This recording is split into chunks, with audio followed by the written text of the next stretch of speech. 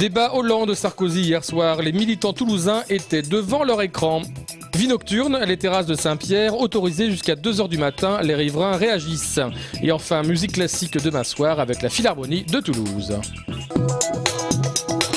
Hier soir, les partisans du PS se sont rassemblés à Toulouse pour supporter ensemble François Hollande pendant le débat face à Nicolas Sarkozy. Depuis le 22 avril, on se retrouve avec une campagne très agressive qui glisse sur des thématiques assez problématiques. Et même des fois, on se demande s'il a une bonne idée de la démocratie en France. Et le fait de proposer ces 3 débats comme il a souhaité le faire, donc de changer la règle au dernier moment, va dans ce sens-là. De l'autre côté de l'écran, les partisans de l'UMP écoutaient attentivement les propositions de François Hollande qui ont été critiquées par les défenseurs du président de la République. François Hollande, je vois depuis le début du débat, il propose des dépenses supplémentaires. On en a eu une quantité presque incalculable. Moi, j'ai pas tout retenu. Au niveau des recettes supplémentaires, il n'y a rien. Il n'y a rien. On n'a aucune recette supplémentaire et on n'a pas une baisse des dépenses. Par contre, des dépenses supplémentaires, des postes dans l'enseignement supérieur, des créations de postes dans la fonction publique, ça, il y en a. Ça, on a compris, oui. Ça, là-dessus, c'est une différence entre nous. 2h50, un temps record pour un débat. Et pour l'anecdote, selon le site Rue 89, « Moi, président de la République » a été répété 16 fois par le candidat du PS. Ce soir, la place du Capitole accueillera le meeting de François Hollande. Sa prise de parole est prévue à 18 h 30, mais dès 16 h 30, les militants et les badauds ont pu commencer à s'installer pour assister à un concert donné à 17 h 30. Attention, la station de métro Capitole sera fermée jusqu'à 22 h ce soir. 25 000 personnes sont attendues sur la place, sachant qu'un écran géant sera installé aux allées Jean Jaurès pour les retardataires qui auraient été bloqués par les 250 personnes du service d'ordre. Jean-Luc Moudenc, ancien maire de Toulouse et secrétaire de l'UMP 31, vient d'être nommé par Jean-François Copé, secrétaire national en charge de la démocratie locale. Il sera porte-parole sur toutes les questions s'y rapportant et donc principal interlocuteur de l'UMP avec tous les acteurs de ce champ. Il sera également chargé de préparer sur le plan national les élections municipales et territoriales de 2014 pour l'UMP. Avec cette nomination, il fait désormais partie du bureau politique national de l'UMP. La société franco-italienne ATR, implantée à Toulouse, a livré aujourd'hui son 1000e avion à la compagnie espagnole Air Nostrum. À l'occasion de la journée mondiale de la sclérose en plaques et de la semaine nationale de sensibilisation du 23 au 30 mai, la 3e maison de la CEP ouvrira ses portes le 1er juin à l'hôtel Parc et Suite de Blagnac. La sclérose en plaques, c'est une maladie qui touche l'adulte jeune, plus souvent des femmes que les hommes, 3 fois plus de femmes que d'hommes, et qui atteint le système nerveux central. Donc les symptômes les plus fréquents, ce sont des troubles de la marche ou des troubles visuels. C'est en tout cas comme ça que débutent les patients le plus souvent. On estime le nombre de patients à 3500 dans la région. Cette maladie chronique n'est pas génétique et il est difficile d'en expliquer les causes. Ces dernières années, la recherche a accompli des progrès importants et aujourd'hui, plusieurs traitements sont disponibles pour ralentir l'évolution de la maladie. Au quotidien, en fait, on peut continuer à vivre avec la sclérose en plaques, alors effectivement, et adapter sa vie quotidienne en fonction, effectivement, de l'importance de sa maladie, mais surtout garder une activité. Le 1er juin sera donc l'occasion de rencontrer les associations, le réseau de santé qui représentent, défendent et interviennent dans la prise en charge des patients et de leur entourage.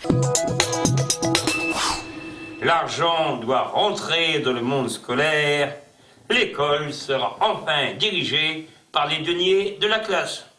L'équipe de Microclimat propose une semaine de performances radiophoniques à l'occasion de l'entre-deux tours. Chaque soir dès 21 h, un grand thème de société sera abordé et détourné en public au théâtre du Fil à Plomb.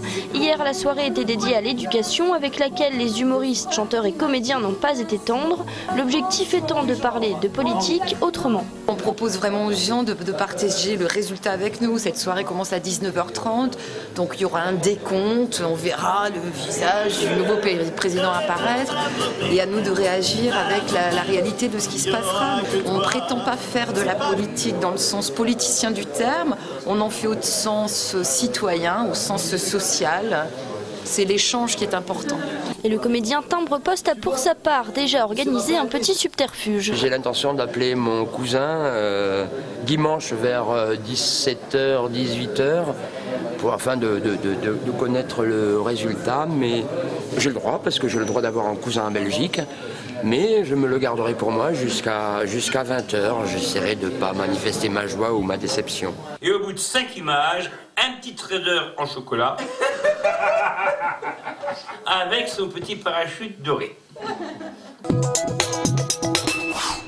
Les terrasses de la place Saint-Pierre qui profitent de la douceur des soirées jusqu'à 2h du matin, c'est une image que l'on n'avait pas vue depuis 5 ans à Toulouse et de nouveau d'actualité depuis le 1er mai. Depuis 4 ans, nous avons engagé une politique un peu plus globale sur la place Saint-Pierre pour faire en sorte d'apaiser cette place et de réduire les nuisances. Nous pouvons enfin faire en sorte que les établissements de la place Saint-Pierre ne soient plus dans un système dérogatoire, puisque c'était les seuls établissements qui devaient ranger leurs terrasses à minuit, alors que sur l'ensemble de la ville, l'horaire est à 2h. On a toujours pensé que c'était une erreur, car les gens que l'on faisait lever à partir de minuit ne partaient pas. J'estime que lorsqu'ils sont assis, ils sont moins bruyants et moins nombreux que lorsqu'ils sont debout. Enfin, ça s'explique.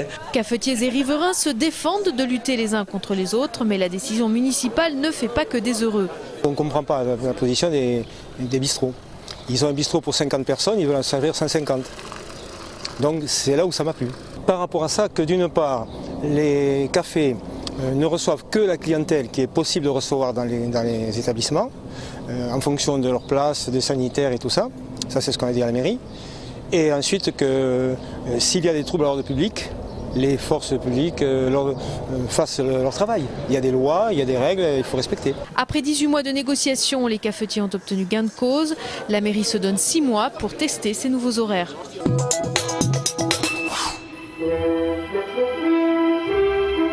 La Philharmonie de Toulouse fait souffler un vent nouveau sur la scène musicale, avec un objectif, faire sortir la musique classique des lieux habituels de concert. Sous la baguette de Stanislas de Montredon, jeune chef d'orchestre passé par le Conservatoire de Toulouse, la République tchèque et la Nouvelle-Orléans, une soixantaine d'instrumentistes, pour la plupart originaires de Midi-Pyrénées. Depuis 3 ans, ils donnent des concerts dans des salles régionales et se produisent aussi dans des séminaires d'entreprise.